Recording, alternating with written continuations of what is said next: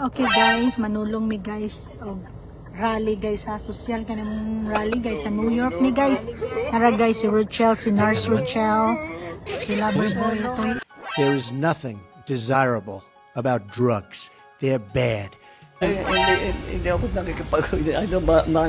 bahala kayo sa ginagawa niyo. Basta tuloy-tuloy lang kami. Patay ka.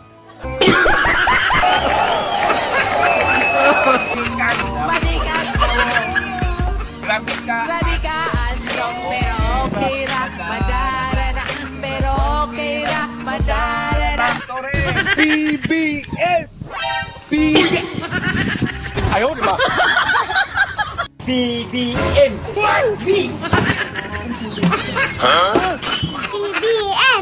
BBM! Ulit dito! Ulit!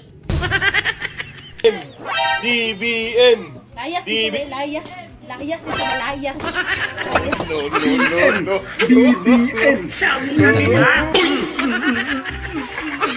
Ron, pinahangulan ako ni Tatay Digong.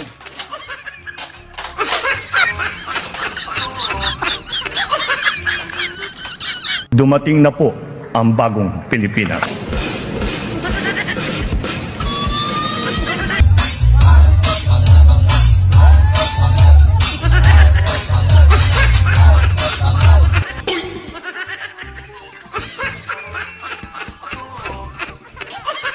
At yun nga mga guys, kakatapos na po ang hearing doon sa ICC ni Tatay Digong. Nakita nyo si Tatay Digong mga guys, talagang mahina na po siya. Continue to pray for you, Tatay Digong. Maganda po ang resulta doon sa ICC. Talagang sinupalpal ni Bidaldea itong administrasyong Marcos. Sinabi niya talaga ang totoo na parang kinidnap nila ang aking client. Yan. Tapos pinagbawalan pa na ma-hospital. Yan, maganda po yan. Shout out yan kay Medjaldea. Talagang suporta tayo dyan. Palakpakan tayo dyan kay Medjaldea mga guys. No? Itong si Medjaldea talaga. Matagal na itong close friend ni Duterte. Ito sa chief of staff ito ni Duterte noon. Siya po talaga ay parang makikita natin a true friend of Duterte. Hindi talaga iniwan si Tatay Digong. Mabuhay po kayo Medjaldea. Ang ganda po yung mga defense ninyo. Alright, pahinga muna tayo dito kay ICC mga guys kasi mga 1 week pa mag-resume ang trial. At si Tatay Digong doon po ay maayos naman ang lagay niya. Hindi katulad ditong si Lisa Marcos na talaga.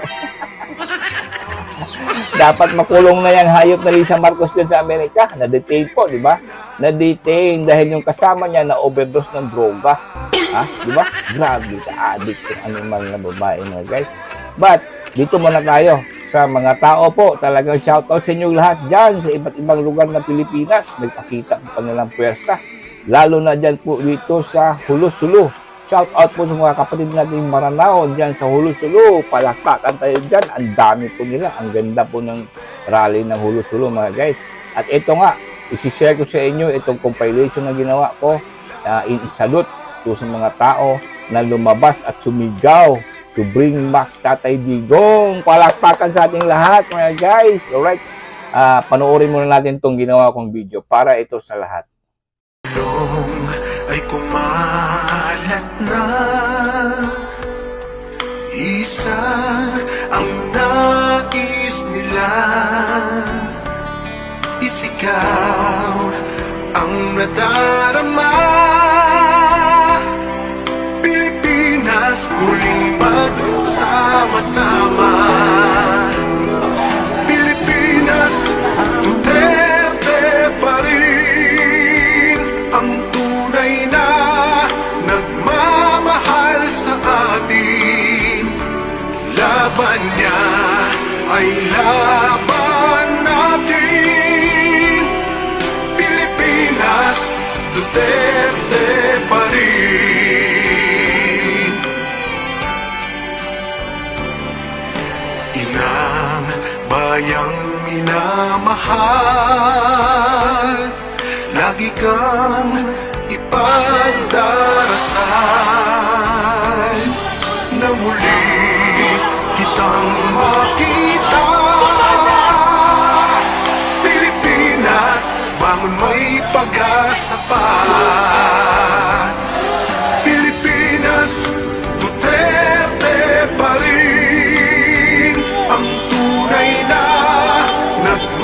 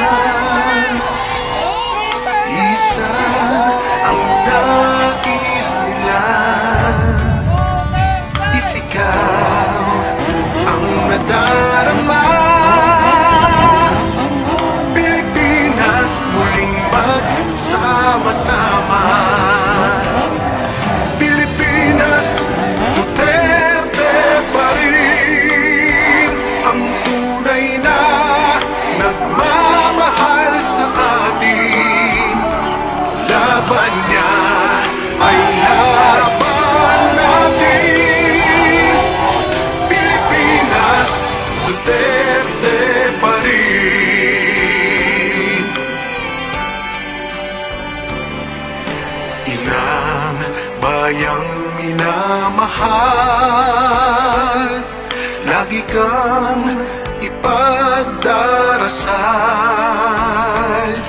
na muli kitang makita. Pilipinas, bangon, may pag-asa pa. Pilipinas, Duterte pa rin ang tunay na nagmamahal sa atin.